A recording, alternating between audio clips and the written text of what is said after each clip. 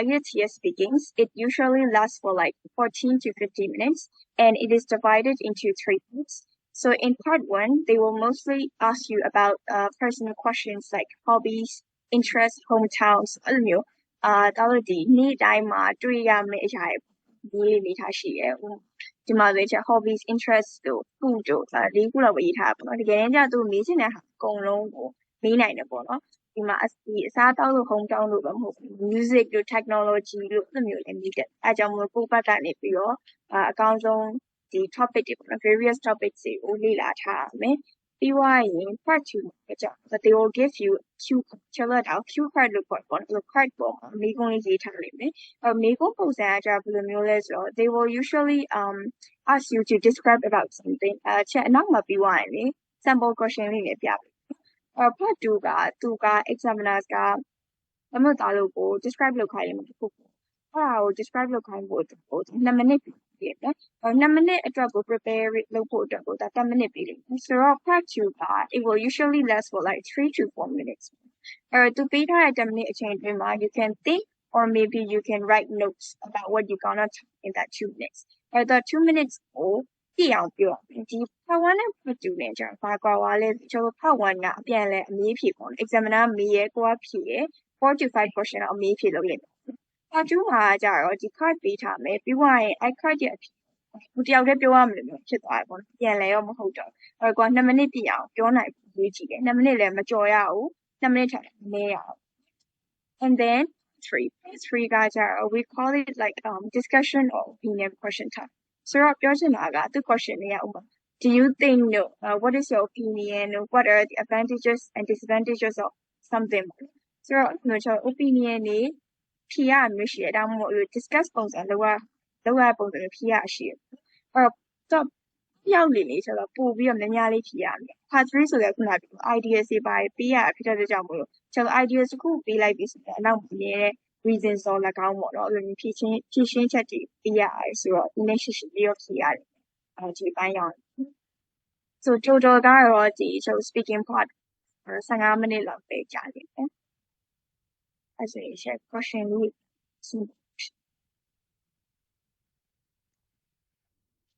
so this is sample questions ဒါကကျွန်တော် topic က food and healthy တကယ်စမှုဘက်မှာ food လည်းမဟုတ်ဘူးနော်တခြားဟာတွေလည်းမေးချင်မိမယ် this is the example question လေးကိုကျွန်တော်ကြည့်လိုက်ဒီမှာဆို what is your favorite food do you normally eat healthy food question ကြည့်လိုက်ရင်တော့ you know it seems very easy ဒါပေမဲ့ဖြေရခါကြရင်တချို့တွေじゃတူတူလေးပဲဖြေရမျိုးရှိတယ်ဒီမှာ what is your favorite food my favorite food is Chinese food အဲ့လောက်နဲ့ရောက်သွားတယ်လည်းရှိကောင်းရှိနိုင်တယ်ကျွန်တော် IS မှာကြတော့ဘာပဲဖြစ်ဖြစ် you always have to give reasons ပေးရမှာပေါ့ဥပမာ I love Chinese food because ဘာဖြစ်တယ်ညာဖြစ်တယ်နော်အဲ့လိုမျိုးဖြစ်တယ်အရင် brief ဖြေလို့လည်းမရ so ဒါကတော့ question လေးပါအဲ့လိုချက်ကြည့်လို့ရတယ်ဆောင်းဘက်မှာတော့ဒီမှာချက်9ခုပေးတာပေါ့ဆောင်းဘက်မှာ9ခု10ခုတော့မမေးဖောက်ဝမ်းမှာ4-5ခုလောက် so this is questions that provide part 2ဒါကြတော့ 2ဒီဘက် channel က communication questions ညာဘက် channel က journey ပေါ့နော် so ခုနချက်ပြောပြpart 2မှာဆိုရင် since they will ask you to describe something you have to describe for like 2 minutes describe လုပ်တဲ့အခါကျရင်လည်းစဉ်းစားရမယ်ပေါ့နော်ဘာတွေပြောရမလဲဘာတွေဖြေရမလဲဆိုရင်သူကဒီမှာတစ်ခါရေးထားပြီးသားဒီ IQ card မှာနော်သူတို့ပေးရ card မှာကပါပြီးသားသူကဘာအဖြေကြားခြင်းလဲဆိုဒါဆိုတမီးလို့ဖြေရချိန်တိုင်းဒီ 4 bullet point ပါအောင်ဖြေရမယ်ပြီးတော့2 minute ပြည့်အောင်ဖြေရမယ်သူက prepare လုပ်ဖို့10 minute ပဲပြီးမှာဖြစ်တဲ့ကြောင့်မို့လို့10 minute အတွင်းမှာ you have to try to you know think and note down note လုပ်တဲ့အချိန်ကျရင်လည်းဒီချက်လို့စာကြောင်းလိုက်ရေးနေ10 minute ကအခက်အခဲနဲ့ပြီးသွားတယ်ဒီ10 minute အတွင်းမှာ you know short term စိနေပေါ့နော်မှတ်တာပို့ပြီးတော့ဒါဆို example တစ်ခုပေးထားတာနော်စာမိုးမှာတစ်ခုပဲ communication ဆိုရင် communication ပဲ journey ဆို journey ပဲပေါ့နော်ခွာကျူးမှာတို့ကတ်နှစ်ခုမေးရမျိုးမဟုတ်ဘူးနော်ကတ်တစ်ခု so this is question time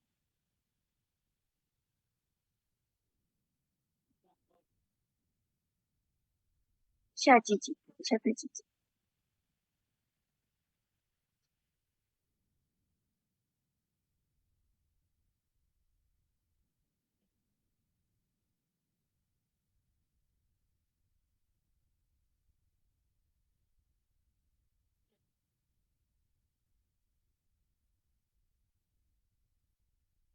So this is part three. Part three, like I said before, it's like discussions, opinion types of question. Do you think no, blah blah blah useful လို့ပေါ့နော်ကိုယ့်ရဲ့ideas တွေပုံချပြီးတော့ဖြေရမယ်ညားတဲ့ကြောင့်မို့ဆိုရှိရှိလေးဖြေရဒီမှာဆိုရင် advertising နဲ့ပတ်သက်တဲ့အကြောင်းအရာမေးရတဲ့ကြောင့်မို့လို့ကိုကဒီနယ်ပယ်မှာမကျွမ်းကျင်လို့ဖြေရတဲ့အခါမှာခက်တာမျိုးဖြစ်နေတယ်ပေါ့IS မှာကျတော့ကျွန်တော်ဘယ်ဖတ်ပဲဖြစ်ဖြစ်သူကတော့topic တွေဆိုတော့မေးလိမ့်မယ်ပေါ့နော်အဲ့တော့ကိုယ့်ဘက်ကတော့ဘယ်အပိုင်းပဲဖြစ်ပေါ့နော်ဒီမှာဆို advertising ဆို business ပဲရောက်ပါ business ဘက်ပဲဖြစ်စေဒီ biology ဘက်ပဲမေးဖြစ်စေ technology ဘက်ပဲဖြစ်စေပဲအကုန်လုံးကျွမ်းကျင်အောင်စာမင်းများဖတ်ဖို့ပဲအဲ့ကြမှာဆိုဒါလေးဖြစ်လို့ရဖြေးနေတာဆိုမေကုန်းလေးချက်ဖတ်ကြည့်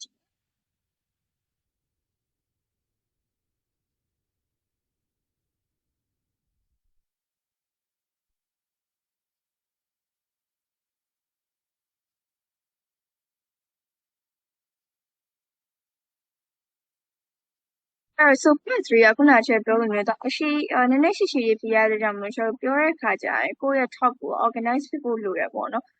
ဟိုကပြလိုက်ဒီကပြလိုက်တော့လို့မရအဲ့နောက်ပိုင်းကျရင်ချက်ဟို tips တွေပြပြရတဲ့ခါကျရင်ချက်ပြန် so let's move to next so what are the mistakes နော်ဘယ်လိုမျိုးဟာတွေmisinterpret လုပ်မိရရှိလဲပထမဆုံးတော်တော်များများကquestion ကို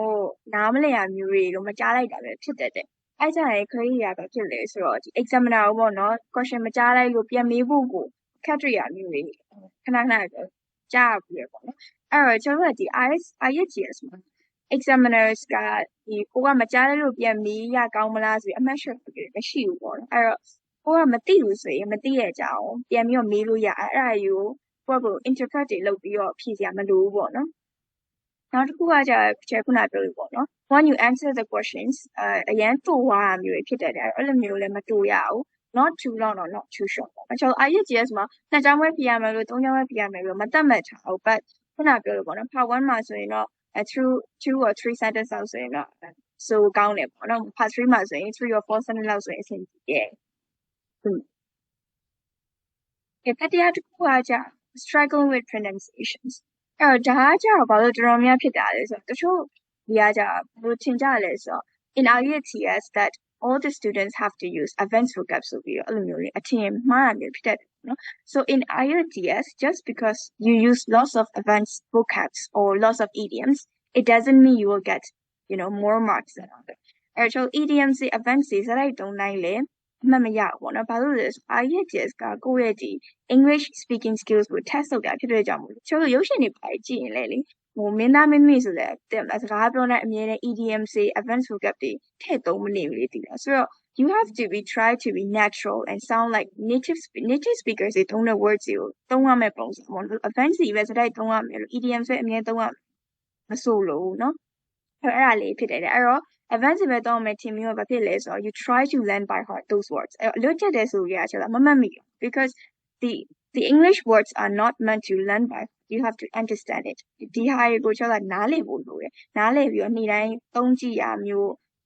စာမှာရေးကြည့်ရမျိုးအဲ့လိုမျိုးလုံးမအများနဲ့မှတ်မိရအောင်အဲ့လိုမျိုးအလွတ်ချက်ရဲ့ခါကျဘာဖြစ်သွားလဲဆိုတော့မိသွားအတန်ထွက်တွေပါလေမသိရအောင်မျိုး because some of them မှာဆိုတော့pressure တွေပါရှိမယ်ပေါ့နော်အဲ့ကြရင်ကျွန်တော်ဒီစကားလုံးရဲ့အတိတ်ကိုမေ့ပြီးမှားသုံးမိရည်လေရှိကောင်းရှိနေတယ်နေရာလွဲဝါပေါ့နော်သုံးတဲ့နေရာလွဲဝါတာလို့အတိတ်ပဲကောက်တာအတိတ်ပဲမှတ်တာမှားပြီးတော့တခြားနေရာမှာသုံးမိရအဲ့လိုမျိုးဖြစ်တတ်တယ်အဲ့ကြရင်ပို့ပြီးတော့အမှတ်ရောနိုင်များရပေါ့နော်အဲ့တော့ advanced ကြီးပဲအများနဲ့လဲကြက်ပြီးတော့အများနဲ့သုံးနေဖို့မလိုဘူးသူ့နေရာနဲ့သူပဲပေါ့နော်အဲ့တော့ကိုက advanced သုံးချင်တယ်ကြက်ချင်တယ် daily usage မှာသုံးမှုအတွက်ကျွန်တော်နေ့စဉ်ဒီတိုင်းမှာပေါ့နော်သုံးလို့ရမယ့် advanced ကိုကြက်ချင်တယ်ဆိုရင်ဒီအတန်ထွက်ဒီအတိတ်ပဲကိုတေချာမှတ်မယ်ပြီးသွားရင်အလွတ်မကျန်နဲ့နော်ပြီးသွားရင်ဟိုနေ့တိုင်းပေါ့နော်ကိုကိုသုံးကြည့်ကြည့်အဝါကြဖွဲ့ရဖြစ်ဖြစ်တငယ်ချင်းတွေ test လုပ်တဲ့အချိန်ကျကိုကြက်ထားတဲ့ဟာလေးသုံးကြည့်ရဖြစ်ပေါ့နော်အဲ့လိုမျိုးတော့ပို့ပြီးစင်နောက်တစ်ခုကကြာ fluency ကကြတော့ကျွန်တော်ဘာကိုပြောချင်တာလဲဆိုတော့ခုနပြောလို့ IELTS ကကျွန်တော်မြန်မာပြည်မှာပဲဖြစ်ရမဟုတ်ဘူးခြားနိုင်ငံတွေအကုန်လာဖြစ်တဲ့ကြောင့်လို့ there will be people with Indian accent ရှိမယ် Singaporean accent ရှိမယ် accent တွေအကုန်ရှိအဲ့ဒီ accent တွေကိုသူကမှတ်ပေးရမဟုတ် ခုနလိုမျိုးပေါ့အတန်ထွက်မှန်လား focus မှန်လား grammar မှန်လားအဲ့ဒါချင်းအနောက်ကျရင်ပြမယ်နော်သူတို့ဘာတွေကိုအဓိကအမှတ်ပေးလဲဆိုအဲ့တော့တချို့စိတ်ကလေးဆိုရှိရဲ့ကိုပြောတဲ့အတန်ကBritish လေတန်ပေါက်အတင်းလောက်တာ American အတန်ပေါက်အတင်းလောက်တာအဲ့ကြဘာဖြစ်တာလဲဆောင်းဘက်မှာအဲ့ငါအဲ့တန်ပေါက်ရလားမပေါက်ဘူးလားနော်အဲ့ဒါကြီးစိုးရင်နေရနေတင်ပဲ grammar တွေလည်းအကုန်မေး vocab တွေလည်းမေးဘာမှမသိရောအဲ့တော့ကိုကအဓိကဘာလေ့ကျင့်ရမှာလဲအတန်ထွက်ကတော့ပြီးရမယ်နော်စကားလုံးမှာအတန်ထွက်တိုင်းပြီးရမယ်တို့ပေမဲ့သူများလေတန်ပေါက်လေ့ကျင့်စရာမလို British လေတန်ပေါက်အောင်လို့ American လေတန်ပေါက်အောင်လို့မျိုးကြီးလိုက်ပြီးအတူyou do not have to force yourself ပြောဒါလေးတွေကတော့တော်တော်များများအထင်လွဲပြီးတော့မှားတွေလုပ်တတ်တဲ့ຢာလေးပေါ့နော် speaking ပြောရတဲ့အခါကျတော့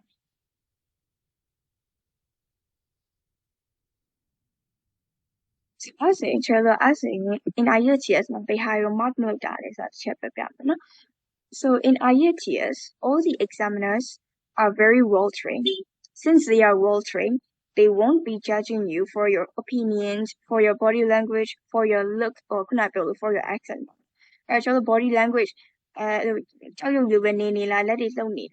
ဘာညာအဲ့လိုမျိုးလည်းမှတ်မပေးဘူးတချို့တွေကြတော့တချို့ institution တွေကကြတော့ဘယ်လိုမျိုးသင်ကြလဲဆို examiner တွေ့ရင်နှုတ်ဆက်ရမယ်ဘယ်လိုဖားရမယ်ဘာညာပေါ့နော်ဒါပေမဲ့ကျွန်တော် marking scheme မှာလည်းအဲ့ဒါမရေးထားဘူးနော်အရင် friendly ဖြစ်ကြမယ်ဘာလို့ marking scheme မှာမရေးထားဘူးပုံမှန်ပဲကိုကပို့ဖားလိုက်လို့လည်းအမှတ်မရပါဘူးပေါ့နော်ဘာမှမပြောလို့လည်းအမှတ်မလျော့ပါဘူးဆိုတော့ပြောချင်တာကတော့တော်တော်ဒီဟာရင်းနဲ့ပတ်သက်ပြီးတော့ they won't reduce or increase your mark ဘာမှ mark မလုပ်ဘူးနော်ပြီးသွားရင်ခုနလည်းမျိုးကျွန်တော် pass ပြီးတော့အမှတ်မရမလား discussion question type တွေ opinion question type တွေလာတဲ့အခါမျိုးကျရင်ကိုယ့် opinion ကိုပေးရမျိုးရှိရချက်ပြန်ဒီမှာမျိုးပေါ့နော်ထားပါဒီမှာ they are adverts useful for people advertising တွေက useful ဖြစ်လာတော့ပြရဲ့အဲ့ကြရင်ကွာစဉ်းစားလိုက်မယ်ကွာငါ useful ဖြစ်တယ်လို့ပြောရင် examiner အထင်ကြီးမလားဒါမှမဟုတ် useful မဖြစ်ဘူးလို့ပြော examiner အထင်သေးဝမလားတချို့ကလေးကအဲ့လိုစဉ်းစားတဲ့ငါအဖြေပေါ်မှာမူတည်ပြီးတော့ तू ကဘယ်လိုဖြစ်သွားမလဲပေါ့နော်ဆိုအဲ့တော့သူတို့ကခုနချက်ပြောလို့ပဲ they are not marking you based on your opinion ကိုယ့်ရဲ့ opinion ပေါ်မှာ mark လုပ်တာမဟုတ်ဘူးကိုယ့်ရဲ့ English skills ပေါ်မှာ mark လုပ်တာသူ marking scheme အတိုင်း mark လုပ်တာပေါ့အဲ့တော့ကိုက useful ဖြစ်တယ်ပဲဖြည့်စေ useful မဖြစ်ဘူးပဲဖြည့်စေအဓိကပါလဲဆိုတော့အဓိက marking scheme နဲ့ဝင်ဖို့လိုတယ် vocab မှန်ဖို့လိုတယ် grammar မှန်ဖို့လိုတယ်ပေါ့နော်အဲ့ဒါကြီးဖြည့်လိုက်လို့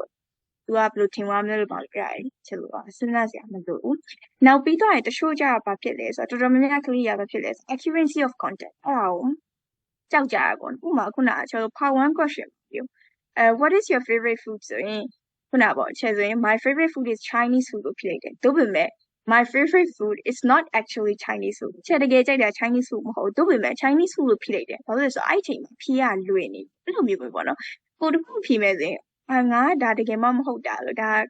ငါတကယ်လုံးနေရမဟုတ်ဘူးဘာလို့ပေါ့နော်အဲ့လိုမျိုးလေးaccurate မဖြစ်ပါဘူးဆိုရင်ကြအဲ့တော့ခုနပြောလို့ပဲချက်လို့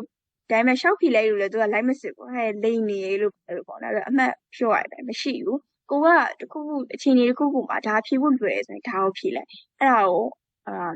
မှန်မဟုတ်ဘဲနဲ့ဖြေလိုက်တယ်လို့ပြောဆိုရင်နေမှာဆိုလို့ပေါ့နော် so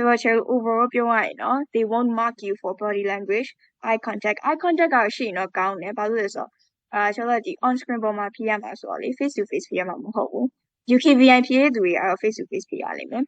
ဒီတိုင်းတခြား IELTS ဖြေတဲ့သူတွေကတော့ဒီ online မှာဖြေရမှာဆိုတော့ကင်မရာကိုကြည့်ရင်တော့ပိုကောင်းတယ်ပေါ့နော်မဟုတ်ဘူးဆိုရင်ကျွန်တော် keyboard ကိုကြည့်နေရတော့ဖြစ်တတ်တယ်eye contact ရှိရင်တော့ကောင်းတယ်ဒါပေမဲ့မရှိရင်လည်းအမှတ်လျော့လာဆိုမလျော့ဘူးနော်နောက်ပြီးတော့ level of friendliness အဲ့ဒါကိုလည်း mark မလုပ်ဘူးပြီးတော့ you can state whatever your opinion is ဒါပေမဲ့အဓိပ္ပာယ်ရောရှိရမယ်နော်ကို opinion ပြောတဲ့အခါကျအဓိပ္ပာယ်ရှိရမယ်ခုနပြောလို့ English skills နဲ့ပတ်သက်တဲ့ vocab တို့ grammar တို့မှတ်ရမယ် and then they won't also mark you for accent or accuracy အဲ့ဒါအတွက်လည်း mark မပေးဘူးဖြေရကိုကထားပါနော်ခုနပြောလို့ Chinese ကိုကြိုက်တယ်ဖြစ်စေမကြိုက်တယ်ဖြစ်စေကြိုက်တာဖြေလို့ရတယ်တို့ပေမဲ့ခုန skills ရောမှတ်နော်ဒါကတော့ကျွန်တော်ရှေ့မှာပြောခဲ့ comment mistakes တွေရဲ့သူတို့ကဘာတွေကို mark မလုပ်ဘူး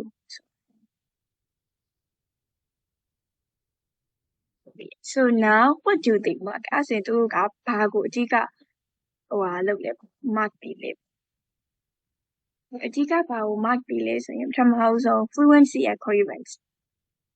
so fluency and coherence ဆိုတာဘာကိုပြောချင်တာလဲဆိုတော့ကျွန်တော်ဒီ speaking တခုပြောတဲ့အခါကျရင်悄悄去就行了，但我ထောက်နေလားအရင်ခေပြောနေရပုံပေါက်နေလားအဲ့လိုပေါ့နော် fluency and coherence အဲ့ဒါကိုကြည့်ရချက်ပြီးအရှိကောက်ပြန်ရှင်းနော်lexical resource ကကြပါလဲဆိုတော့အဓိက vocabulary ကိုတော့ကြည့်ရ vocab တွေသုံးတာဘယ်လိုခုနပြောလို့ပေါ့ advanced တွေပဲအများကြီးသုံးနေလေသူကသိရဒါကအရင် prepare လုပ်ထားရဲအစ်စ်မှမဟုတ်ဘူးပေါ့နော် prepare လုပ်ထားရဲဆိုတော့သိရခါကြရင်နည်းနည်းထိခိုက်နိုင်တယ်ဟုတ်ပြီးတော့ grammar မှန်ပြီး pronunciation တွေမှန်အဲ့တော့ကျွန်တော် marking scheme လေးတစ်ချက်ပြနော်ဒါကတော့ရ marking scheme ဆိုတော့ဒီဟာကိုကြည့်ပြီးတော့ mark လုပ်တာဒီမှာကြည့်လိုက်ရင်နော် fluency ရဲ့ coherence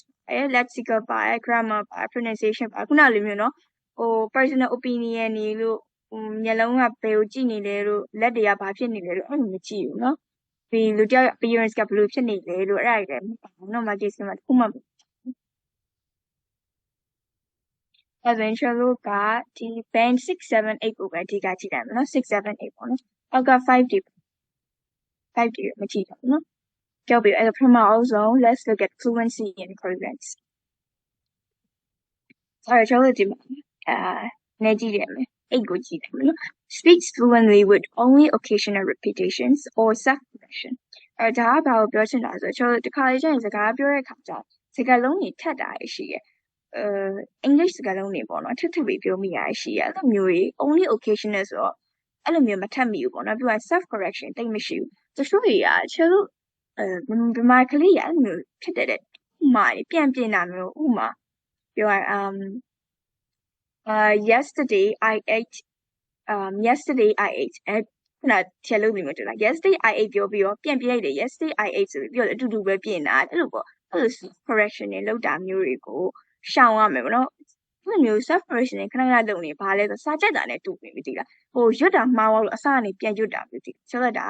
စာချက်တာမဟုတ်စကားပြောရဆိုလေအဲ့ self correction ကိုအဲ့လိုမျိုးအကျင့်ပါတဲ့သူတွေဆိုနည်းနည်းဖြောင်းမယ်ပြီးွားရင် vocab တွေကို repeat မလုပ်ဘူးခုနဆိုရင်ချက်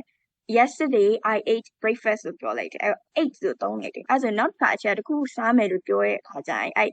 ate ate စကားလုံးထပ်မသုံးရတော့ထပ်သုံးမိတာ repeat ဖြစ်တယ်အဲ့လိုပြောချင်တယ်ဆို repeat မဖြစ်ရ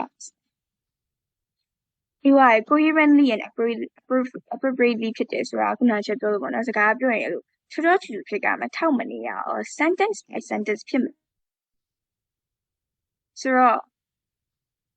yes အဲ့တော့ကျွန်တော်ဒါအခုဒီမှာပဲပြောရဆိုတော့လေအကယ်၍ဖြစ်ရှင် notes ရေးလို့ရတယ်ဒါမှမဟုတ်ဓာတ်ပုံရိုက်ယူထားလို့ပေါ့နော်ဒီ band score marking scheme okay အဲ့လိုမျိုးပြောတဲ့အခါကျရင်ထောက်မနေတာအဲ့လိုမျိုးမထောက်အောင်ဆိုဘယ်လိုပြောရမလဲဆိုရင်အခုဆိုရင်ကျွန်တော်ဗမာလိုပြောရင်ဆိုရင်တို့ error လို့ဘာလို့စကားလုံးတွေသုံးနေအဲ့လိုပဲ English မှာလည်းကျွန်တော်အဲ့transition words တို့ transition phrase လို့ခေါ်ရပေါ့နော်တချို့ကြတော့လေ Discord marker လို့ connective words လို့ပြောကြတယ်တဘောကဘာကိုပြောချင်တာလဲဆိုတော့ချက်တစ်ချက်Well, if I have to talk aboutဖြစ်တယ်ပေါ့နော်ဒါမှမဟုတ် to be honest I think အဲ့လိုပေါ့ကျွန်တော်အဖြေကို direct မပေးဘူးကွာမပေးဘဲနဲ့အရှိမ to be honest လို့ frankly speaking လို့အဲ့လိုမျိုး phrase တွေကိုပြောချင်တာပေါ့အဲ့ကြရင်ကျွန်တော်ပြောတဲ့စကားလုံးတွေလည်းတော့ flow လေးကညီသွားရပေါ့နော်အဲ့တော့အင်္ဂလိပ်စာမှာကျွန်တော် speaking လုပ်မယ်ဆို first of all ဒီ words တွေသိဖို့ရ vocab တွေမသိခင်ဒီ phrase တွေ transition words တွေကိုသိဖို့ရ because they act as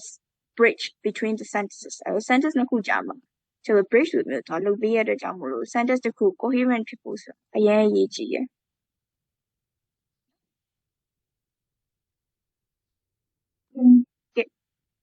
ကပြီးွားရင်နောက်တစ်ခုကြည့်မယ်နော် lexical resource so lexical resource ကကြတော့အဓိကဘာကိုကြည့်လဲဆိုခုနချက်ပြော vocabulary ပေါ့နော်vocab တွေကချက်ခုနပြောလို့advanced တွေပဲအရင်သုံးစရာမလို idioms တွေလည်းအရင်သုံးစရာမလိုအဲ့လိုမျိုးကြီးပဲ idioms တွေဘယ်စတိုက်သုံးနေလဲစကားကဘယ်လိုလဲတိတ်ပြီး natural မဖြစ်တော့ဘူးပေါ့နော်အဲကြောင့်မလို့idioms ကမသုံးအောင်မပြောနော်သုံးတော့သုံးရမယ်သို့ပေမဲ့ not very often you know 2 or 3 times ဆိုရပြီဥပမာကျွန်တော် part 2နဲ့3ဆိုရှေ့ပြောရတယ်အဲဆိုရင်အဲ့လိုမျိုး part 2နဲ့3မှာ idioms တွေထည့်ပြီးသုံးပေးတယ်အဲအဆင်ပြေရမေကွန်းတစ်ခါလာတိုင်းဘာ idioms သုံးရမလဲဘာ advanced သုံးရမလဲစဉ်းစားနေရင် ဆိုတော့ချောင်းသွားတဲ့ခါကျရင် spacious ဖြစ်သွားတဲ့အဲ့လိုမျိုးကြတယ်ကိုအမှတ်ကိုထိခိုက်နိုင်တယ်အဲကြောင့်မလို့အဲ့လိုမဖြစ်အောင်တတိထားမယ်နောက်ပြီးတော့ရင်တို့ကိုကြည့်ရဆိုရင် advanced တိတ်သုံးကြမလို့ idiom တိတ်သုံးကြမလို့ဆိုဘာကြည့်ရမလဲမိကောင်းမိနိုင်တယ်ပေါ့နော်အဲ့ဆိုဘာကိုသိရမှာလဲဆို wide range of vocabulary ဒီမှာလည်းသူရေးထားတယ်တွေ့လား uses a wide vocabulary resource readily and flexibly to convey precise meaning လို့ပြောထားအဲ့တော့ topic တစ်ခုမေးနိုင်မယ်ခုနလည်းမျိုးပေါ့ထားပေါ့ technology အကြောင်းမေးရပါကိုအဲ့ကျရင် technology နဲ့ပတ်သက်တဲ့ vocab တွေကိုသိရမယ်ဥပမာပါgadgets တို့ဘာလို့ပေါ့နော်အဲ့လိုမျိုး technology နဲ့ပတ်သက်တဲ့ vocab တွေကိုအဓိကကိုကပြောနိုင်ရမယ်အဲ့လိုမျိုးအဲ့ကြရင်vocab တွေ technology နဲ့ပတ်သက်တဲ့ vocab တွေအများပြောနိုင်တော့ဘာဖြစ်လဲဆို vocab တွေကမထက်တော့အရှိမဒီဘေးရပေါ့နော် fluency နဲ့ fluency အမှတ်ရပြီး lexical မှာလည်း auto အမှတ်ရအောင်မယ်အဲ့လိုမျိုးဆို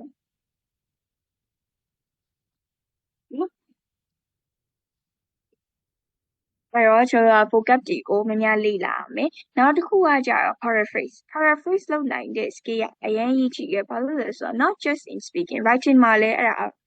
အရင်အသုံးဝင်တယ်ပေါ့နော် paraphrase လုပ်နေတယ်ဘာပြောရလဲဆိုတော့ using your own words ကိုယ့် own words နဲ့ကိုပြန်ဖြေရမယ်ခုနလိုမျိုးပေါ့ what is your favorite food လို့ဖြေလိုက်တယ် what is your favorite အဲ့ဒါဆိုရင်ကျွန်တော်က my favorite food is ပါဆိုရင်ကျွန်တော်ကကိုယ့် own words မဟုတ်သူ့မိကုံးမှာပါတဲ့စကားလုံးပြန်ယူသုံးလိုက်တာအဲ့လိုမျိုးမဖြစ်ချင်ဘူးကျွန်တော်ကအတိတ်ပြောအတူတူပဲเนาะ own words ပဲပြန်ကိုယ့် own words ကိုသုံးမှာဆိုတော့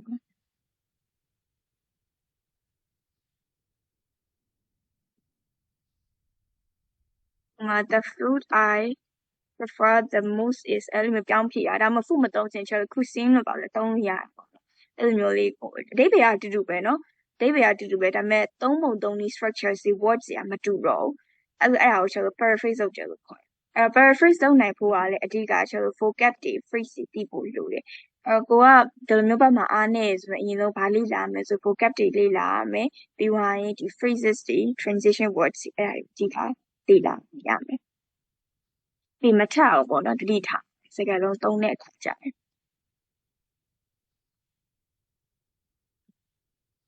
ဟုတ်ကဲ့ဆိုနောက်တစ်ခုကြည့်နော်grammatical range နဲ့ accuracy grammar ကကျတော့တော်တော်များများက most of the students thinks they are good at grammar but actually မိနေကြတယ်တော်တော်များများကျွန်တော် speaking မိကုန်းတစ်ခုခုမိလိုက်တဲ့အခါကျရင်သူပြန်ဖြေလိုက်ရင်သုံးတဲ့ဒီဟိုပါပေါ့နော် grammar တွေကsimple tense တွေပဲများတယ်အဲ့ဒါဘာမှသိတာလဲဆိုတော့လေခုနအချက်ပြောရဲဟို part 2နဲ့ part 3 question type တွေမှာသိတာဘာလို့ဆို part 2ဆိုရင်လည်းကိုဖြစ်ခဲ့တဲ့အရာတွေကို describe လုပ်ခိုင်းတာလည်းရှိရဲဆိုဖြစ်ခဲ့တဲ့အရာဆိုတော့တိတ်နဲ့ပတ်သက်တဲ့ tense တွေသုံးရမယ်ပေါ့နော်အဲ့လိုမျိုးကြာရင်ဒီရိုး past simple tense တွေပဲသုံးရမျိုးတွေ့ရတယ်အဲ့တော့ကျွန်တော် tense တွေက past simple present simple ပဲရှိရမဟုတ်ဘူးအများကြီးရှိတယ်နော် past continuous တို့နောက်ဒါမှ present perfect တို့ past perfect tense တွေလည်းရှိရပေါ့နော်အဲ့တော့ကျွန်တော်ဒီတစ်ခုခုပြောတဲ့အခါကျရင် tense တွေကိုအတိတ်ဆိုတဲ့အတိတ်နဲ့ပတ်သက်တဲ့ tense တွေကိုသုံးနိုင်တော့အများဆုံးသုံးမှာကောင်းတယ်ပေါ့နော်ဒါမှမဟုတ်လဲကျွန်တော် past simple နဲ့ present past simple နဲ့ past continuous နဲ့ရောရှက်ပြီးသုံးတာမျိုးနော်အဲ့လိုမျိုးတွေရောရှက်ပြီးသုံးတာမျိုးတွေလည်းလုပ်လို့ရအဲ့လိုမျိုးဆိုရင်အမှတ်ပူရတယ်ကျွန်တော်ဒီတိုင်းပဲဟုတ်ပြီငါ့ကိုအတိတ်ကမေးအတိတ်အကြောင်းအရာမေးရတဲ့ကြောင့်မလို့အတိတ် tense သုံးလိုက်တယ်ဒါပေမဲ့ထွက်လာရော tense ကအတိတ်ဘာလို့လဲဆိုတော့သုံးလိုက်တဲ့ tense တွေက ranges မဖြစ်ဘူးပေါ့နော် simple tense တွေပဲသုံးသွားတယ်အဲအကြောင်းမလို့အမှတ်တွေရောကြများတယ်အဲကြောင့်မလို့တစ်ချက်ပြန်ပြီးတော့ grammar တွေလည်းလေ့လာသင့်တယ်ပေါ့နော် IELTS speaking လုပ်မယ်ဆိုရင်ပြီးတော့ရင်ကျွန်တော် grammar လို့ပြောလိုက်တော်တော်များများက tense တွေပဲပြင်းနေတယ်ခုနပြောလို့ပေါ့နော် future tense past tense present tense ဒါပေမဲ့ sentence တွေမလို့အဲကျွန်တော် sentence တွေက simple sentence ရှိရယ် compound sentence တွေရှိရယ် complex sentence တွေရှိရယ်ဒါမှ compound plus complex sentence တွေရှိရယ် sentence structure အဲ့တော့ကျွန်တော်တို့က student တယောက်က speaking ပြောရတဲ့အချိန်ဒီ sentence structure ကြီးက basic အနေနဲ့မမှန်ရင်လည်းတခြားဟာ vocab တွေဘယ်လောက်ပဲအပြန်စားသုံးအမှတ်ကဆွဲခေါ်လို့မရဘူးเนาะဘယ်လိုမှအဲကြောင့်မို့ကျွန်တော် sentence တွေလည်း structure မှန်အောင်လို့တေချာလေ့လာမယ်အဲ့တော့ဒီလိုမျိုး compound sentence တွေ complex sentence တွေ create လုပ်နိုင်ဖို့ဆိုရင်ကျွန်တော် relative clause တွေပြန်ပြီးတော့လေ့လာမယ်ပေါ့နော်အဲကြောင့်မို့ grammar ကိုအမြဲ revise လုပ်နေပါ grammar ကလည်းသူကအမြဲပြန်ပြီးလေ့လာနေမှာသုံးဖြစ်မဲ့အရာမှတ်မိမဲ့အရာမျိုးဖြစ်တယ် grammar လို့ပြောလိုက် tense မမြင်နဲ့เนาะချက်ခုနပြော sentence structure တွေလည်းရှိတယ်အဲဆိုရင်ခုနအချက်ပြောနေတဲ့ဟာကဒီဟာပေါ့နော် structures ကို wide range ဆိုတာအမျိုးစုံသုံးနိုင်တာ simple sentence တွေပဲပြောရမှာမဟုတ်ဘူး complex တွေက compound တွေပြီး tense တွေဆိုလည်း wide range ဖြစ်တယ်ဒုတိယကြည့်မယ်နော်ဒါကကျွန်တော် band 8နော် band 8သမားကြီးဆိုသူမျိုးရှိနေမယ်ဒုတိယဟာက produce a majority of error-free sentences with only very occasional inappropriate only very occasional လို့ပြောထားတယ်လားဟိုဟာ error free လို့မပြောထားဘူးเนาะကျွန်တော်တို့ writing marking scheme နဲ့ဒီ speaking marking scheme နဲ့ကြည့်လိုက်ရင်ဒီနေရာပဲကွာဒီနေရာဒီ grammar မှာပေါ့နော်ဒီနေရာပဲကွာဘာလို့လဲဆိုတော့ writing ကြရင် तू က zero error free လို့ရေးထား marking scheme မှာဘာလို့လဲဆိုတော့ကျွန်တော်ရေးနေတဲ့အတွက်ကြောင့်စဉ်းစားလို့ရတယ်ဒီ sentence ကဒီနေရာလေးသုံးရင်ကောင်းမလားဟိုဟာလေးသုံးရင်ကောင်းမလား speaking လုပ်နေတဲ့အခါကျရင်မင်းရဲ့အခါကျရင်ကျွန်တော်တန်းဖြီရတဲ့အတွက်ကြောင့်မို့လို့ pressure ပုံများတယ် pressure ပုံများတော့ examiner တွေကနားလည်ပေးပေါ့နော်ခလေးတယောက်ကတချို့ရှိရလေ he နဲ့ she နဲ့မှားပြောတာမျိုးလို့ဒါမှမဟုတ် present အခြေအနေကိုမင်းနဲ့ past tense သုံးမိလိုက်တာမျိုးလို့အဲ့လိုမျိုးကြရင် grammar လေးမှားသွားတတ်တယ်ပေါ့အဲ့လိုမျိုးတစ်ခါလောက်ဆိုရင်သူတို့ကနားလည်ပေးရအမှတ်မလျှော့ဘူးဒါပေမဲ့အဲ့သုံးခါလောက်ထပ်ပိုသွားပြီဆိုရင်သူတို့ကဒါကဟိုဟာပေါ့နော် common mistake ဖြစ်သွားပြီသူကသူ nervous ဖြစ်လို့ဖြစ်တဲ့ mistake မဟုတ်ဘဲနဲ့သူကမသိရမတတ်တာဆိုပြီးအဲ့လိုသတ်မှတ်လိုက်တယ်ပေါ့နော်အားကြောင့်မို့ကျွန်တော်ခုနပြောလို့ပေါ့နော်ဟာငါမှားသွားပြီစစပြောခြင်းပေါ့နော် grammar မှားသွားဟိနဲ့ရှိနဲ့မှားပြောသွားပြီဆိုပြီးစိုးရိမ်ပြီးတော့အခုပြန်မပြင်လဲရနော်အဲ့လိုမျိုးပြန်ပြင်လိုက်ရင်ဘာဖြစ်လဲဆိုတော့အရှိမအမှတ်မိလိုက်အချက်ပြောထားရ fluency နဲ့ coherence မှာ self correction ကတိတ်မလုပ်လေပိုကောင်းတယ်အဲ့ self correction တွေများလုပ်နေမကောင်းတော့အဲ့တော့မှားသွားလေ it's fine သူသိရပေါ့နော် nervous ဖြစ်လို့မှားရပါညာဆိုပြီးတော့ကိုကဒီတစ်ခါမှားသွားပြီဆိုရင်နောက်ပိုင်းတော့မမတို့တတိထားတော့အဲ့မှားသွားပြန်မပြင်နဲ့ပြန် self correction လုပ်ရင်ဟိုဘက်အရှိမှာမှတ်သွားရုံဟုတ်ပြီဒါကတော့ကျွန်တော် grammar range နဲ့ accuracy accuracy ကတော့နော် grammar ရ revise လုပ်တာဟုတ်ပြီ present perfect တွေ past perfect တွေပါrevision လုပ်ပြီးသွားရင်လည်းတခြားမှတ်ထားမယ်နော် present perfect ဆိုရင်ဘယ်လိုအခြေအနေမှာသုံးတာဘယ်ဟာဆိုရင်ဘယ်လိုမျိုးအခြေအနေမှာသုံးတာအဲ့လိုမျိုးမသိဘဲနဲ့ကိုကမှားသုံးမိခဲ့ရင်လည်းအမှတ်လျော့နိုင်တယ်တေချာတော့တိကျပါနော်နောက်တစ်ခုကကြတော့pronunciation pronunciation ကကျွန်တော် pronounce လုပ်တဲ့အခါကျရင်ဟိုစကားတချို့စကားလုံးတွေမှာဆိုရင်ကျွန်တော် stretch ထည့်ဖို့လိုရပေါ့နော်ဟိုတချို့စကားလုံးတွေမှာပြောမလဲအတန်ကိုဒီနေ့ချဲ့ပြီးပြောရတာလို့အားစိတ်ပြီးပြောရတာလို့ပါလေးပြောရတာလို့အဲ့လိုမျိုးရှိရပေါ့နော်ကျွန်တော်အတန်ထွက်တိုင်းအဲ့လိုမျိုးအတန်ထွက်တွေမှန်ဖို့ဆိုရင်ဒီ tone တွေတီးဖို့လိုရနောက်ပြီးကျွန်တော်စကားပြောတဲ့အခါကျရင်လည်းကို tone ကစာဖတ်နေတဲ့ tone ဖြစ်နေလားဒါမှမဟုတ်အရမ်းမြန်နေလားတချို့ကလေးဆိုရှိတတ်တယ် speaking ပြောတဲ့အခါကျရင်အရမ်းမြန်နေပြောတာဟိုအနောက်ကကြားပဲလိုက်နေသူလို့ဘာလို့ပေါ့နော်အရမ်းမြန်တယ်အရမ်းမြန်တော့ဒီမှာပေါ့နော်ဒီမှာဆိုကျွန်တော်စကားလုံးတွေမှာ stretch ထည့်ရမယ့်စကားလုံးတွေမှာ stretch မထည့်မိရမျိုးဒါမှမဟုတ်ပီလိုက်တာမျိုးအမြန်ပြောရကျွန်တော်ဒီမှာဆိုရင်ထားပါ flexible ဆိုရင် flexible လို့ပြောမယ်ချက်ခါမှာအမြန်ပြောရတဲ့ flexible အဲ့လိုဖြစ်သွားအတန်ထွက်တည်းမမှန်ချင်သူတွေဖြစ်သွားပေါ့အဲ့ကြရင်အမှတ်ရောအဲ့ကြောင့်မလို့ကျွန်တော် IELTS speaking ပြောတဲ့ခါကျအမြန်မြန်ရင်လည်းပြောဖို့မလိုဘူးတလုံးချင်းစီ slowly ပြောဖို့လည်းမလိုပုံမှန် rate ပဲကျွန်တော်ပုံမှန်ဆိုရင်လူချင်းချင်းစကားပြောနေပုံမှန်လေးပဲပြောသလိုမျိုးပုံစံလေးပေါ့ဖြစ်ကြမယ်အဲ့လိုပုံဖြစ်ကြမယ်နောက်ပြီးတော့ရင်ခုနချက်ပြောလို့ပေါ့နော် accent India ဆိုရင် Indian accent တွေရှိမယ် Singaporean ဆို Singapore အတန်ထွက်နေရရှိမယ်အဲ့လိုမျိုးဟာရေးဆိုရင်တော့နည်းနည်းတော့ minimal effect ရှိတယ်သူ့ပေမဲ့နားလေရမယ်တူသူ့ရဲ့မွေးရပါဒီ mother tongue ကြောင့်မလို့ဒီလိုမျိုးအတန်ထွက်ဖြစ်နေဆိုနားလေသူ့ပေမဲ့ examiner နားလေအတန်ထွက်ပြီးတော့ဖြစ်ကြမှာပေါ့နော်ဒီမှာကြီးနောက်ပြီးတော့ခုနအချက်ပြောနေပဲနော် advanced vocab တွေပါလေ့လာမယ်ဆိုရင်လည်းကိုမသိတဲ့စကားလုံးတွေလေ့လာအခါကျအတန်ထွက်တွေလည်းမှန်အောင်ထွက်မယ်နော်အဲ့လိုဟိုလေ့လာလိုက်တဲ့အဓိပ္ပာယ်ရောသိသွားတယ်သူ့ပေမဲ့အတန်ထွက်တဲ့အခါမှားသွားမျိုးတွေဆိုရင်လည်းအဆင်မပြေဘူးနော်ဒါတွေကလည်းတတိထားမယ်နောက်ပြီးတော့စကားပြောတဲ့အခါကျရင်ချိနေသူပြောမယ်ကျွန်တော်တို့အခုစကားပြောရင် question မေးမယ်ဆိုရင် question မေးရဲ့အတန်ပုံစံလေးနဲ့မေးလို့မျိုးပေါ့နော်အဲ့လိုမျိုးပုံစံအခုစကားပြောရစကားပြောရဲ့အကြောင်းပြောရဆိုလဲနည်းနည်း passionate ဖြစ် active ဖြစ်ပေါ့နော်မျိုးပြောရမယ်ဘယ်လိုမျိုးမှားမျိုးတယ်မလားစာဖတ်သူမျိုးကြီးစာပဲကြက်နေသူလို့စာပဲဖတ်နေသူလို့အမြင်ပုံစံပြောနေတယ်ကျွန်တော်ဒီ pronunciation မှာမှတ်ရောနိုင်တယ်အဲ့ဒါလေးကိုသိချင်နော်အဲ့ဆိုရင်ဒါလေးကိုတစ်ချက်ဖတ်ကြည့်နော်တစ်ချက်အချိန်ပေးမှာအရင်ဆုံးဒီ fluency coherence ရဲ့ lexical resource ရဲ့အဲ့ဒါလေးတစ်ချက်ဖတ်ကြည့်မယ်ဟိုBen 98766 ပေါ့အဲ့ဒါလေးကိုချက်ဘာကွာလဲဆိုသိအောင်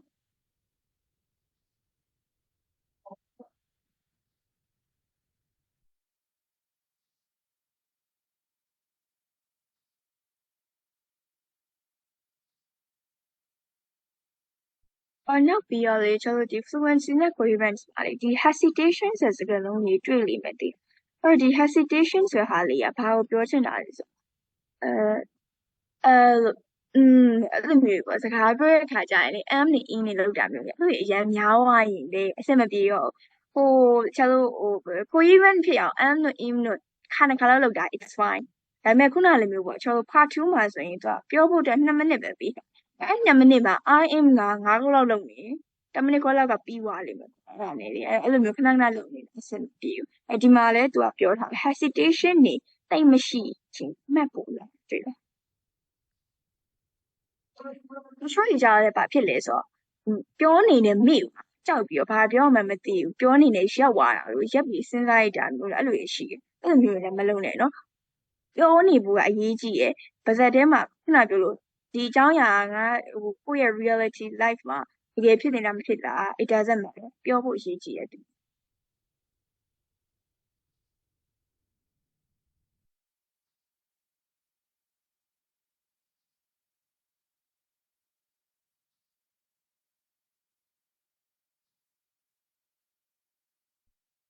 အဲ့တော့ခုနချက်ပြောလိုမျိုးနော် transition words တွေ phrase တွေသုံးနိုင်ဖို့အရင်အရေးကြီးရဘာလို့လဲဆိုတော့အဲ့ဒါတွေသုံးတာလေဒီမှာကြည့်ကြည့်လေ auto နော်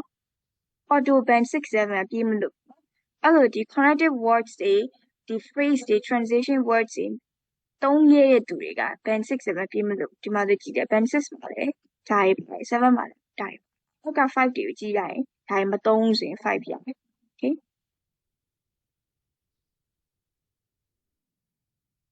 ဆိုတော့ဒါကတော့ကျွန်တော် fluency နဲ့ coherence အဲ့တော့အဓိကကဒီအပိုင်းမှာကျွန်တော် ace လုပ်နိုင်ဖို့ဆိုရင်ဘာလို့လဲဆိုရင်ခုနကချက်ပြောရတဲ့ဟာ connective words တွေ discord markers တွေများများသုံးရမယ်အဲကြရင်6 or 7ပြီးမလို့ပေါ့နော်ပြောတဲ့အခါကျရင်လည်းဟို self repetition တွေ self correction တွေမရှိအောင်တတိထားမရှိအောင်တတိထား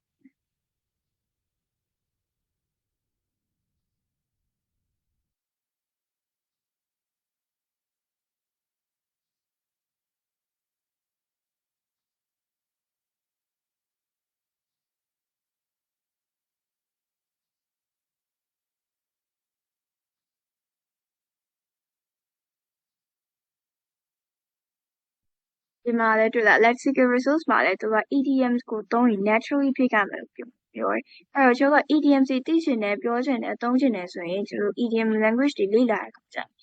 daily usage of idioms ဒါမှအဲ့လိုမျိုးရှာပြီးတော့လေ့လာနော်ဥမာပြောရဥမာ heart of gold လို့ပါလို့ပေါ့နော်အဲ့ဒါဆိုရင်ကျွန်တော် daily မှာသုံးလို့ရတယ်အဲ့လိုမျိုး natural ဖြစ်တဲ့ idiom words တွေကိုပဲရွေးပြီးတော့သုံးတာမျိုးဆိုရင်ပို့အဆင်ပြေ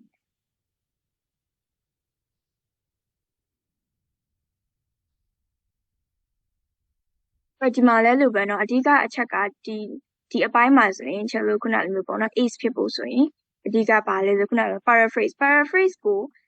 အကောင်းဆုံးတော့မဟုတ်เนาะ generally လုပ်နိုင်တာနဲ့ကျွန်တော်6 or 7က6ကတော့ကျင်းနေပုံရမှာတေးချာတယ်။ band 6မှာဆိုရေးထားတယ် generally paraphrase successfully generally paraphrase လုပ်နိုင်ရင်လည်းကျွန်တော်6ပြီးမလို့ပြီးတော့ vocab တွေလည်းခုနပြောလို့ free တစ်ခုပြောင်းသုံးနိုင်ရင်တော့အကောင်းဆုံးပေါ့နော်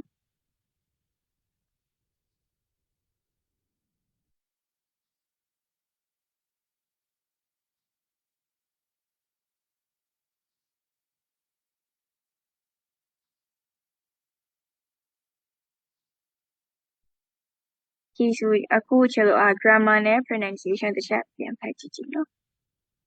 ချက်ရဲဟို screen မှာလေးဝိုင်းပေးမယ်နည်းနည်းဖတ်ရတွေ့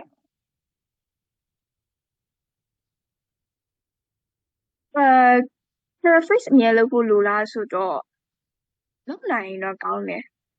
ပေါ့နော်ဒါပေမဲ့ခဏခဏကြီးလုပ်စရာမလိုခုနလိုမျိုးပေါ့ what is your favorite food ဆိုရင် my favorite food လို့ဖြေလိုက်ရကိစ္စတော့မရှိဘူးဒါပေမဲ့အဓိကဘာမှလဲဆိုတော့ချက်လို့ good question နော်ဒီ part 3မှာဆိုရင်အဓိက part 1 part 2 part 3နဲ့ရှင်းလိုက်2နဲ့3ကိုအမှတ်ပေးရများတယ်ဘာလို့အမှတ်ပေးရများလဲဆိုတော့2နဲ့3 question ကရှိရယ် student စီကတော်တော်ရှိဖြေရပေါ့နော်1နဲ့ compare လိုက်ရင်ပေါ့အဲ့အကြောင်းမလို့ချက်လို့က2နဲ့3မှာဆိုရင်အကောင်းဆုံး skills အကုန်ချပြမယ် grammar ဆိုလည်းသုံးပြမယ် paraphrase ဆိုလည်း effectively လုပ်ပြမယ်ပေါ့နော်အဲ့ကျအမှတ်ပိုရ2နဲ့3ရရရင်လည်းအမှတ်အရင်ရမရရင်လည်းအမှတ်လျှော့အောင်ရရပေါ့နော်အဲ့ကြောင့်2နဲ့3မှာသိထားမယ် part 1မှာခုနအချက်ပြရ part 1 question တွေအဲ့ part 1 question တွေမှာ paraphrase မလုပ်မိတာတော့ကဘာမှကိစ္စမရှိဘူးဒီမှာအဲ့တူလို့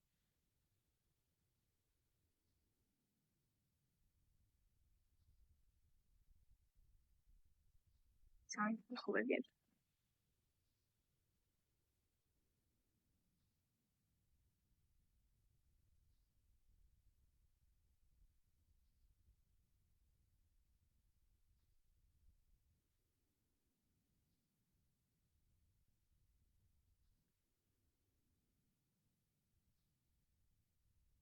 အဲ့တော့ကျွန်တော် sentence ကတော့ခုနပြောလို့ပြန်လေ့လာကြမယ်เนาะ compound တွေ complex sentence တွေသုံးနိုင်ဖို့ရေးချင်ကျွန်တော်ခါလာလဲ simple sentence နောက်တစ်ခါလာလဲ simple sentence ဆိုရင်အဆင်မပြေဘူးအဲ့ complex compound လေးသုံးနည်းနည်းလေ့လာလိုက်လေ့လာပြီးသုံးသပ်ရုံနဲ့ခုနပြောကျွန်တော် benefits ကပြီးမလို့အဲ့တော့ပြောရရင်ကျွန်တော်ခုနပြောတဲ့ basic facts တွေကိုလေ general เนาะခုနမျိုးလုံးဝ perfectly မဟုတ်ဘဲနဲ့ generally သိရုံနဲ့ benefits ကလေရဖို့အဲ့တော့လေ့လာကြเนาะအဲ့ speak ရမှာခါ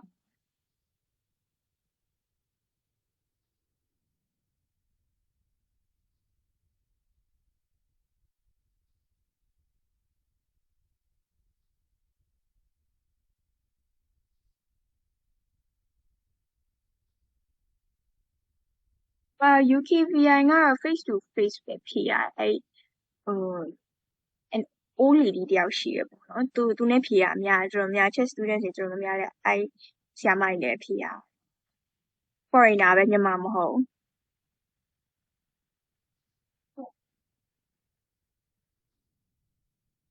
face to face ဖြေရသူကတတိကြောထားမယ်ဘာလို့ဆိုခိုင်မျက်နှာချင်းတွေ့ရတယ်ဖြစ်တယ်ကြောက်ဒါပေမဲ့လေzoom ကနေဖြေရသူလေတတိထား show center တွေကြာလိုင်းကြသွားတာလို့လိုင်းမကောင်းတာလို့ဘာလို့ဖြစ်တယ်လေရိုးရိုးအရေးကြီးသမားတွေက examiner တွေကမတူကြအောင်မတူတော့တယောက်နဲ့ကမတူဘူးပေါ့နော်သူက examiner ကြီးကြတော့လေဒီဘက်မှာ line ကြောက်အောင်လို့သူတို့က meeting အပ်လိုက်တာမျိုးပဲဖြစ်တယ်အဲ့ကြရင်တော့ center က complaint တက်လို့တော့ရဒါပေမဲ့ကိုက cancel ပြီးအဲ့လိုကြုံလာရင်တော့နည်းနည်းလန့်အောင်အဲ့ center ရွေးရချိန်ကြလေတခြားရွေးပေါ့နော်review ကောင်းတဲ့ center ရွေးဒီလိုမျိုး internet error ဖြစ်အောင်ကြောက်ပြီး pronunciation မှာဆိုလည်းခုနပြောလို့အတန်ထွက်ပြီးရပြီBritish accent လို့တူအောင် American အတန်တူအောင်နေအဲ့လိုစွတ်တွေလေ့ကျင့်စရာမလိုဘူးနော်examiner နားလည်ကြပြီဘာလို့ဆိုတော့ဒီမှာလည်းသူရေးထားတယ်နော်ဒါ band 8တမှာနော် band 8ရမယ်ဒီအချက်တွေနဲ့ပြည့်စုံ band 8ရမှာပေါ့နော်ဒီမှာလည်းသူရေးထားတယ် accent ကတော့ရှိမှာပဲခုနပြောလို့နိုင်ငံပေါင်းများစွာလာတာ accent ကတော့ရှိတို့ပေမဲ့သူနားလည်ရပြီသူဆို examiner ကိုပြောနော်ကိုယ့်ကိုမေးမဲ့ဆရာမအဲ့ student ရဲ့အတန်ထွက်ကိုနားလည်ရနားလည်အတန်ထွက်မျိုးဖြစ်ရမယ်လုပ်ပြီးအဲ့ဆိုရင်ကျွန်တော်နောက်တစ်ခုသွားတယ်နော်ဒီအဲ့ဆိုtips tips တွေကတော့ဘာပြောမလဲဆိုရင် first of all ကျွန်တော် Google မှာအများကြီးရှာလို့ရတယ် so try to search so many questions in Google in that way you could be familiar with the question type အဲ့လိုများရှာတော့ကျွန်တော် question type တွေသိသွားပြီပေါ့နော်ဥပမာadvertisement နဲ့ပတ်သက်ရင်လည်းဘယ်လိုလေးမေးတတ်တယ်အစားအသောက်ဆိုဘယ်လိုမေးတတ်လဲပေါ့နော်အဲ့လိုမျိုးသိသွားတဲ့ခါကျရင်ဖြေရဲ့ခါကျရင်လည်းငါတို့ဒီဟာဆိုရင်ဘယ်လိုလေးဖြေကောင်းမလဲအဲ့လိုမျိုးလေးပေါ့နော်စဉ်းစားလို့ရပါတယ်နောက်တစ်ခုကကြတော့ကျွန်တော် vocab knowledge vocab knowledge တွေကို expand လုပ်ကြပါ idioms တွေ phrase တွေ synonym အဓိက synonyms ပေါ့နော်ဘာလို့လဲဆိုတော့ကျွန်တော် paraphrase လုပ်ဖို့ဆိုပြီး synonym တိမှလုပ်လို့ရခုနလိုမျိုးပေါ့ခုနလိုမျိုးကျွန်တော် food ကိုမသုံးချင်ဘူးလေ food အစားဘာသုံးရ cuisine သုံးလို့ရမယ်အဲ့လိုမျိုးပေါ့synonyms တွေသိရင် paraphrase လုပ်ရတာတော်တော်လွယ်သွားပြီနော်အဲ့တော့ synonyms တွေလေ့လာမယ်vocab တွေလေ့တချို့တွေကြတော့ကိုတိုက်တဲ့ဘာသာရပ်ပေါ်မူတည်ပြီးတော့အားတန်တဲ့ဟာရှိချေဆိုရင်ဒီ science background ကလာတဲ့အတွက်ကြောင့်မလို့ science နဲ့ပတ်သက်တဲ့ vocab တွေအားတာတယ်business back က vocab တွေဆိုရင်အဲ့ဟောဆိုရင်လည်းအားနေပေါ့နော်အဲ့တော့ business back က vocab တွေဆိုလေ့လာရှိရတာလို့တမျိုးအဲ့လိုပဲပေါ့ကိုကဘယ်ဘက်ကိုအားနေလားအားနေဘက်ကိုနည်းနည်းလေးများလေးပြန်ပြီးတော့လေ့လာဘာလို့ဆိုတော့ကိုကိုဘာမေးမလဲဆိုတာမသိဘူးနော်နောက်ပြီးသွားရင်ဟိုပါ grammar လည်းခုနချက်ပြောလိုမျိုးပြန်ပြီးတော့လေ့လာမယ်ကိုကသိရတာဟုတ်တယ်တို့ပေမဲ့ကျွန်တော် grammar ရဲ့အများကြီးရှိတယ် simple tense တွေမှမဟုတ်ဘူး perfect tense တွေ continuous tense တွေရှိတယ်ဘာလို့ဆိုတော့ဒီကလေ not only for speaking เนาะ writing မှာလည်းအဲ့လိုเนาะ writing ကဘာမှသိတာလဲဆိုတော့ writing သိတာ part 1မှာကျွန်တော် map နဲ့ပတ်သက်ပြီးရေးရရှိတယ်ပေါ့နော်အဲ့လိုမျိုးမြေပုံနဲ့ပတ်သက်ပြီးရေးရအခါမျိုးကြရင်သူက future ရဲ့ past ရဲ့ present ရဲ့ပေးထားရဆိုရင်ဒါ scale သုံးခုပြရတော့မယ်အဲ့လိုမျိုးတွေဆိုရင် grammar range တွေကတော်တော်များသုံးရတယ်ပေါ့အလှည့်အပြောင်းနဲ့အဲ့တိုင်းသိတာအဲ့တော့ကျွန်တော် speaking marking scheme အတိုင်းကို follow up လုပ်လိုက်ရင် writing မှာကလေဖတ်တော့ writing မှာအမှတ်ရဖို့တော့လွယ်ကူသွားပြီပေါ့ great foundation ဖြစ်သွားပြီပေါ့ကဲနောက်တစ်ခုကကြာဆို speaking ကိုဘယ်လို practice လုပ်လဲဆိုရင်အိမ်မှာခုန question တွေရှာမယ်ရှာပြီးတော့ရင်ဖြည့်ကြည့်မယ်ဖြည့်ရဲ့ခါကျရင်လည်းပြီးမှာ recording တွင်လာမယ် recording တွင်လာပြန်နားထောင်မယ်ပြန်နားထောင်တဲ့ခါကျရင်ခုနအချက်ပြောတဲ့ဟာလေးကြည့်ကြည့်ပေါ့နော်ကိုယ့်ကို self repeat လုပ်နေလားဒါမှမဟုတ်ရင် grammar မှားလားဒါမှမဟုတ်ရင်ဘယ်လိုပြောမလဲအတန်စကားပြောရဲ့ flow อ่ะပေါ့နော်စာဖတ်သူဖြစ်နေလားနေမြင့်ရှိလားအဲ့ဒါလေးတစ်ချက်ဘက်ကိုlisten နေမှတ်လို့လည်းရတယ်ပြီးသွားရင် fluency နဲ့ coherence အရေးကြီးရယ်ကျွန်တော်စကားပြောတဲ့အချိန် organize ဖြစ်ဖို့လိုရအဓိက part 3မှာဆိုအကုန်လုံးရောရှက်ပြီးဖြေမဲ့စာပေါ့တစ်ခုနဲ့တစ်ခုဖြေသွားမျိုးဆိုအဆင်ပြေတယ်ခုနလိုမျိုးပေါ့ကျွန်တော် advertisement က useful ဖြစ်လားမေးရဆိုရင်useful ဖြစ်မဖြစ်ဘူးလားအဲ့ဒါကိုအရင်ဖြေမယ်ပေါ့နော်ပြီးသွားရင် reasons ကိုဖြေမယ်ဘာလို့ထင်တာလဲပြီးသွားရင် examples လေးပေးရမျိုးအဲ့လိုမျိုးပေါ့အဲ့လိုမျိုးလေးကိုယ့်ရဲ့ talk ကို organize လုပ်ပြီးဖြေပတ်ဖို့ရတယ်နော်next step ကကြတော့ဘာလဲဆိုရင် detail information ဘာဖြစ်ဖြစ်တူတူလေးမဖြေနဲ့သူတို့ကတော့လေ why လို့ဘာလို့မေးမှာတော့မဟုတ်ဘူးဒါပေမဲ့ကိုက auto သိရမယ် why မမေးလဲ because ဆိုပြီးအမြဲ reasons ပေးရပါဖြစ်ခုနက favorite food ကဘာလဲအနောက်မှာ why လို့မမေးထားဘူးတို့ပေမဲ့ auto သိရမယ် favorite food ကဖြေပြီးသွားရင်အနောက်မှာ because ဘာလို့ကြိုက်တာလဲဆိုအကြောင်းပါရမယ်ပေါ့နော်ဖြေရဲ့အဖြေတိုင်းမှာ detail ဖြစ်ရမယ်တို့ပေမဲ့အရန် detail ဖြစ်စရာမလိုဘူးနော်တချို့ကလေးကအဲ့နာမှာ detail ဆိုပြီးတော့ကုန်ပြောတာ favorite food ၅မျိုးကြိုက်ရင်၅မျိုးလို့ထိုင်ပြောနေရအဲ့ဒါအဆင်မပြေတော့အဲ့ကြိုင် power မှာလေ4 to 5 minutes ပဲပြီးတော့သူက၅မျိုးလို့ထိုင်ဒီမှာ4 minute လောက်ကုန်သွားသူနောက် question ထပ်မမီတော့ power အဲ့ကြိုင်သူက power အတွက်အမှတ်ကဒါတင်တော့မရတော့ဘူးပေါ့နော်အဲ့လိုဖြစ်တယ်အဲ့တော့ detail information ဆိုပေမဲ့ဇွတ်ပြောစရာမလိုကိုကခုနလိုမျိုးပေါ့ Chinese food ကြိုက်တယ်ဆို Chinese food ဘာကြောင့်ကြိုက်တယ် reason တစ်ခုနှစ်ခုဆိုရရင် too much finally ကတော့ကျွန်တော် tutor feedback စီအရေးကြီးရယ်ကိုယ် speaking practice ဆိုရင်ကိုယ့်ဟာကိုကြမှာကိုကြမမြင်ဘူးတိတာတော်တော်များများလေကိုယ့်မှာကိုကြမမြင်တတ်တာမျိုးဒါမှမဟုတ်မစစ်တတ်တာမျိုးဖြစ်တတ်တယ်အဲ့တော့ကိုယ့်ရဲ့ဒီ instructors တွေကိုယ့်ရဲ့ tutors တွေကိုလေ့ကျင့်မယ်အတူတူလေ့ကျင့်ပြီးတော့သူတို့ပေးရဲ့ feedback ကိုနားထောင်ပြီးတော့တေချာပြုပြင်မယ် okay so ဒါကတော့ tips တွေပါဒီ tips တွေလုပ်မယ်ပြီးသွားရင်ခုန marking scheme အတိုင်းလိုက်နာမယ်ဆိုရင်တော့band 6 7ကတော့ generally ပြင်းမလို့ပေါ့နော်အဲ့ဒါမှကိုကထပ်ပြီးတော့ double စူးစမ်းမယ် perfectly ဖြောင်းလုပ်မယ်ဆိုတော့ကျွန်တော်8 9ရ easy ရ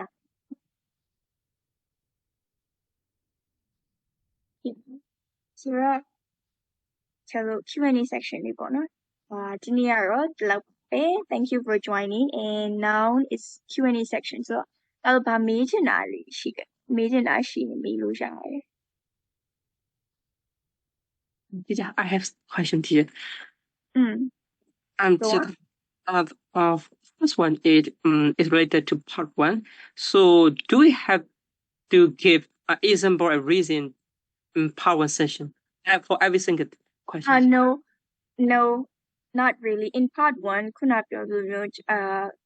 reasons တွေပြောရင်ရပြီ but in part 3, since part 3 questions are like discussions or opinion type questions. So you need to organize your talk. I don't want to organize with you, but I'm also a chat with you. Maybe one reason, maybe example, maybe. However, example, part 3 mark example being Javi. Yes, teacher. Still, you said, we have to speak 3 or 4 sentences in part 3. Yes. Question. So, how many minutes show with you for the part? In part 3, they give you like 4 to 5 minutes. Part 3 are totally 4 to 5 minutes of jai. Those are the question So for the yes. So each question is got two question is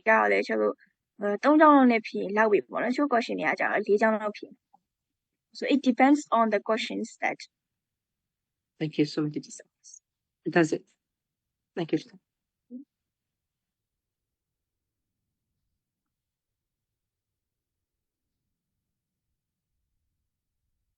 Okay, chat. To attend IELTS foundation, which general English level should I have? You should at least have like intermediate or upper intermediate in order to get, 7 or above 7. For English level teaching there, the city do ya, no, the Google English level test so shall I free test the issue. I giant O level, D level sheet to me.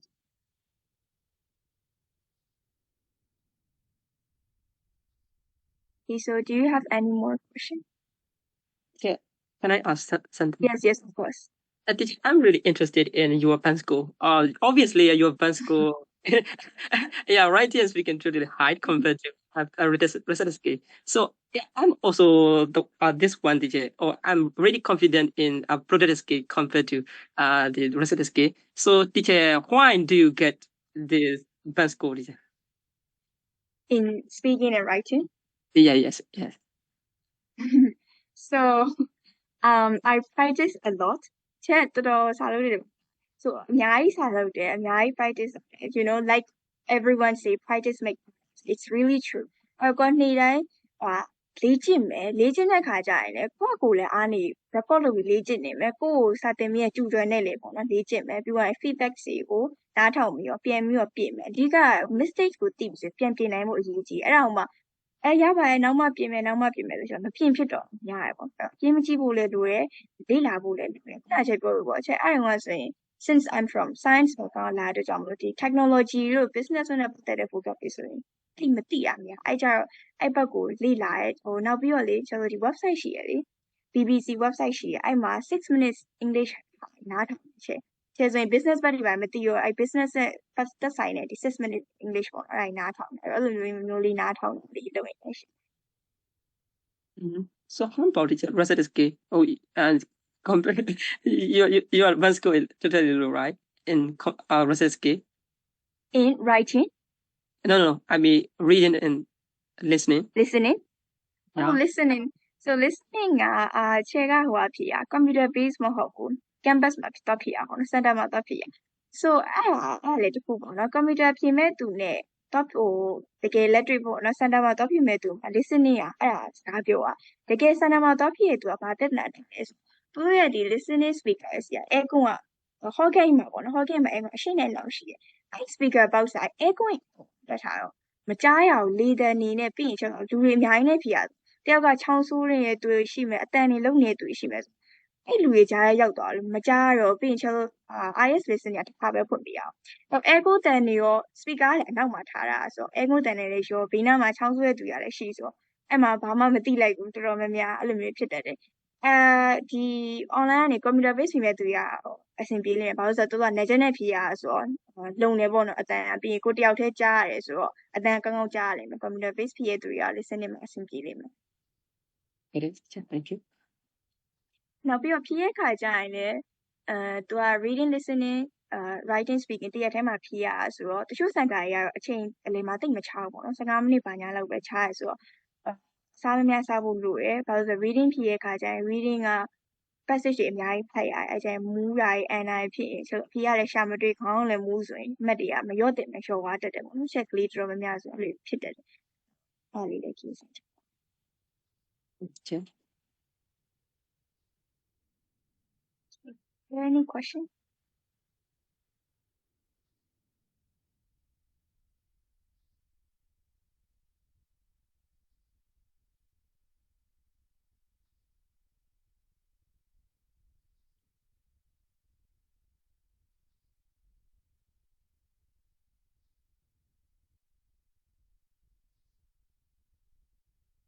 Ý trên nào nhỉ chị tỷ đó treo why on treo đó trên nào chị tỷ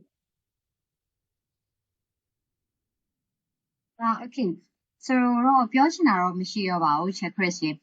တခုကကြတော့ check ခုနကပြောတော့တယ် grammar ကိုတခြားလေး practice လုပ်ပါဆိုတဲ့ဟာလေးပေါ့နော်ပြန်ပြီးတော့ IELTS လုပ်တဲ့အခါကျလို့ရှိရင် grammar ကိုလည်းတခြား polish ပြန်လုပ်ပါလို့ပြောတဲ့အတွက်ဒီ remote grammar ကို sentence structure တွေရောနောက်ဒီ remote compare compound complex structure တွေရောနောက်ဒီ basic ကနေနော်ဆိုကိုရဲ့ရောက်နေတဲ့ level ကနေပြီးတော့ဒီထပ်တိုးပြီးတော့ဒီ grammar ကို polish ပြန်လုပ်ချင်တာအတွက်ပေါ့နော်တခြား website လေးတစ်ခုrecommend လုပ်ချင်ပါတယ်အဲ့ဒါကဆိုကြည့်လို့လည်းတော်တော်လေးလွယ်တယ်ပေါ့နော်ပြီးတော့ကျွန်တော်တို့ဒီ remote grammar မဟုတ်ဘူးကျန်တဲ့ဒီဘယ်လိုခေါ်မလဲpronunciation okay learning tips and then now ဒီ Chero remote digital tools လေးတွေလည်းပါတယ်မှာ video လေးနဲ့ချိန်ထားပေးတာပေါ့နော်ဆိုတော့အဲ့ဒီ website လေးကတခြားဒီတို့ Telegram channel ထဲမှာဒီ section လေးပြီးလို့ရှိရင်တခြား link လေးပို့ထားပေးပါမယ်။နောက်အဲ့မှာမှကိုအဖြည့်ချင်တဲ့အပိုင်းလေးတွေကိုဖြည်းဖြည်းချင်းစီပြန်ပြီးတော့ polish ပြန်လုပ်ပေါ့နော်။အဲ့တော့ self study အနေနဲ့တော်တော်လေး effective ဖြစ်တဲ့ website လေးလို့ share ယူစားရပေါ့။website တွေကတော့အများကြီးပဲရှိတယ် applications တွေလည်းအများကြီးရှိတယ်။အဓိကတော့ဒီ remote တစ်ခုဆိုတစ်ခုတေချာလေးdesign မှတ်နဲ့လုပ်ဖြစ်သွားလို့ရှိရင်ရပါတယ်maybe အဲ့ဒီ website ကိုမသုံးချင်လို့ကိုသုံးနေချာရှိတဲ့ website ဆိုလို့ရှိရင်လည်းရတယ်အဓိကတော့အကြောင်းအရာတစ်ခုကိုနှစ်ဆက်ဆက်လေးတေချာလေးသိသွားဖို့ပဲ maybe British Council ချက်ပြောရတဲ့ 6 minute English စသဖြင့်ပေါ့နော်ဒါတွေလည်းပဲအသုံးဝင်တာပဲနောက်ဒီ British Council website တွေဆိုလို့ရှိရင်လည်းဒါကျွန်တော် free educational content တွေလုပ်ထားပေးရဖြစ်တယ်ပေါ့နော်ဆိုတော့အဲ့ဒီဟာတွေကနေတစ်ခုခုကနေပြီးတော့တေချာလေးနှစ်ဆက်ဆက်နေတာပါအချိန်တေချာပေးပါလို့ share တော့ remote အကြံပြုချင်တယ်ပေါ့နော် okay ဆိုတော့ website link လေးရတော့ share နောက်ပြီးလို့ရှိရင်တို့ရဲ့ original ပေးပါမယ် Telegram channel အဲ့မှာပို့ထားပေးပါမယ် okay so that's all okay how much 2 months for preparation 1 month for past paper okay how to know some student 1-2 months and get 6-7 scored okay right ဒီနေ့ကလေးတခြား range ဒီနောက်လာတွေမှာဖြေမဲ့သူတွေရှိတယ်သူတို့လည်း join စီချင်တာဒါပေမဲ့မအားကြဘူးပေါ့နော်မအားကြဘူးဆိုပေမဲ့somewhere နီးနေပြီဆိုရင်တော့မအားတာက excuse လုပ်လို့ okay နော်အဲ့တော့အချိန်ကတော့တေချာပေါက်ပေးရမှာပဲเนาะဆိုတော့တနေ့ကိုကိုဘယ်လောက်ထိအချိန်ပေးလေ့ကျင့်နိုင်လဲပြီးလို့ရှိရင် somewhere နီးပြီဆိုလို့ရှိရင်အဆုံးရင်များလေ့ကျင့်နိုင်လေကိုရဲ့remote เนาะဒါတော့ somewhere ဖြေမဲ့သူတွေပေါ့เนาะဆိုတော့လေအတုံးရင်များလေ့ကျင့်နိုင်လေကိုရဲ့အမှားလေးတွေပို့ပြီးတော့သတိထားမိတာလေးသူ exam အထာနဲ့လာလေးပေါ့နော်ဆိုတော့အဲ့ရနေပြီးတော့ပဲကျွန်တော်ကအတွေ့အကြုံယူသွားမှာပဲအဲ့ဒါနဲ့ပဲနောက်ဆုံးဖြေမယ်နေ့ထိရသလောက်လုပ်သွားရမှာပေါ့နော်ဒီ okay yeah ဆိုတော့ဒီ Chris ပါပြောချင်သေးလေဒီနေ့ session လေးကတော့အချိန်နဲ့ပြည့်ပြီဆိုတော့ကျွန်တော်နားလိုက်မလားပေါ့ okay okay so everyone thanks for joining everyone yeah I would say thank you everyone okay happy right အဲ့တော့ဒီ evening class က members တွေကဒီမှာပဲဆက်ပြီးတော့နေခဲ့လို့ရတယ်เนาะဆိုတော့ကျန်တဲ့ members တွေကတော့အခုဆုံးကနေပြီးတော့leave လုပ်လို့ရပါပြီ and Chris thank you so much for your time